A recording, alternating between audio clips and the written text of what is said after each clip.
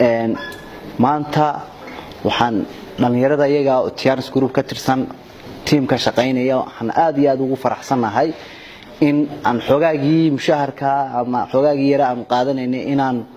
u garanno dadka walaalaheena halka xanuunsanaya inaan xanuunkaasi aan kala qayb qaadano oo aan soo abaabulno in aan wixii tabartayaga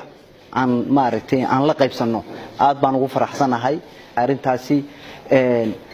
inta kaliya ma aha oo inta ugu horeeyaan bixinayna ma aha laakiin insha Allah waxaan rajaynaynaa inaan barnaamijyo badan aan kala qayb qaadan doono isbitaalka iyo wax walba oo wixii tabartayaga aan barnaamijka saan kala soconayna anaga ka team ahaan waxaan nahay team shaqeeya oo dhalinyaro ah oo maartay shaqo abuur sameeya oo dhalinyarada kale ay shaqeeyaan oo maartay barnaamijkaasi naga caawinaya in dhalinyaro badan ay tahriibi lahaayeen ama dhalinyaro badan oo baaga muddo ah oo ay ku fikiri lahaayeen waxyaabo badan in maartay aan maartay shaqo abuur loo sameeya shaqeeyaan oo maartay dalkooda iyo dadkooda ay anfacaan sida hadda maanta oo kale halkan aragtaan waxaan halkan soo gudbiyay wax kale ma aha waxogaagii yaraa ay qaadanayay weeyay garteen walaalahooda maartay inay la qaybsadaan oo ma aha wixii ugu horeeyaan soo gudbinayna laakiin waxa weeye waa inta ugu horeeyay aan u garanay weeye marka dhammaan dhalinyarta iyo cid walba ay ka qayb qaatay barnaamijka waxa weeye waan u mahadcelinayaa magacaygu waa Barre Maxamed Jaamac waxaan kamid ahay dhalinyarada ka shaqeysa Tiyanis Gaalkacyo runtii maantay waxaanu halkaan u soo booqanay aan ugu nimid isbitaalka guud aan u nimid inaanu maartay walaalaheena dhalinyarada ku xanuunsan isbitaalka guud ee Gaalkacyo inaanu soo gaarsiino alaab yar oo maartay aanu dhexdeena si volunteernimo ama mutadawacnimo aan isaga garanay xogaag yar aanu qaadanaynay inaanu maartay ku dhiidhinay inaanu baahi jirto ama oo tiro badan aan isbitaalka ku aragnay inaanu maartay aanu wixii aan qaadanaynay insha Allah bil kareem aynu qayb kamida ama inteeda ugu badnayd baan runtii aan inta isku dardarnay aanu maartay ku sameeyno inaan go'yaal iyo waxyaalo badan ama barkimo iyo wax isbitaalku u baahan yahay oo muhiim ah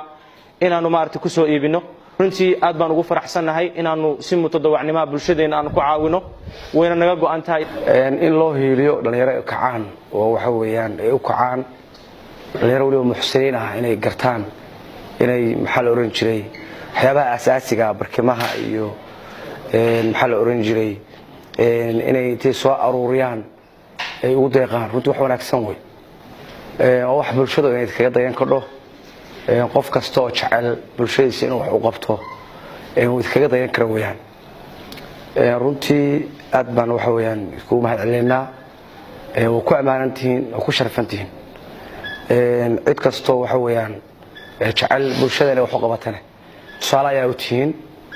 way dhiirigelinaysaa dhamaanteen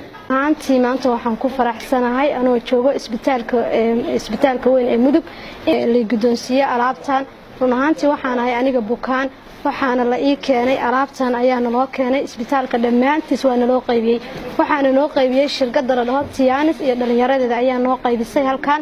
aad iyo aad ayaan ugu faraxsanahay run ahaantii maanta dhalinyarada ee Soomaaliya inay is abaabusho oo ay nasiyaan alaab anakoo bukna oo xanuunsan inay wax nagu caawiyaan aad iyo aad ayaan u jecelahay run ahaantii waan soo dhaweynayaa waxaan leeyahay hambaliyo anigoo ah supervisorka surgical ward maantay dhalinyarta Tiyanis waxayna guddoonsiinayaan alaabo aad u qiimo badan alaabahaas ay ka mid yihiin barkimo joordiyaal go'yaashii lagu gogol lahaa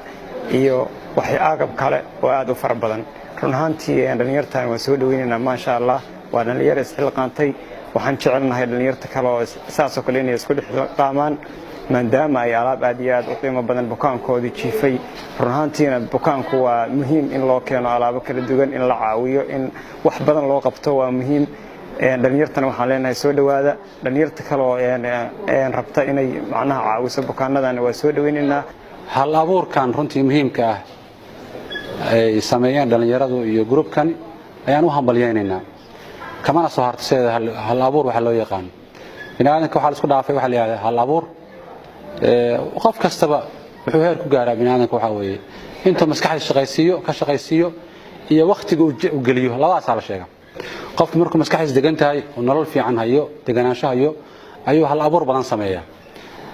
marka waan ku dhiirigelinayaa runtii way mahadsan yihiin hal abuurkan ay sameeyeen waqtigan ay galiyeen inay hawshan sameeyaan isbitaalka iyo bulshada sameeyaan annaga wasaaradda caafimaadka iyo maamulka isbitaalka waa idin soo dhawaynaynaa waan idinku mahad celinaynaa runtii farxad weyn waxaa noo ah in bulsho kasta caalamka ka jirta iyaga ayaa isku tashada marka dhalinyarada muxuu ahaa ka socota magaalada Gaalkacyo oo waliba bahayta la yiraahdo TNS Group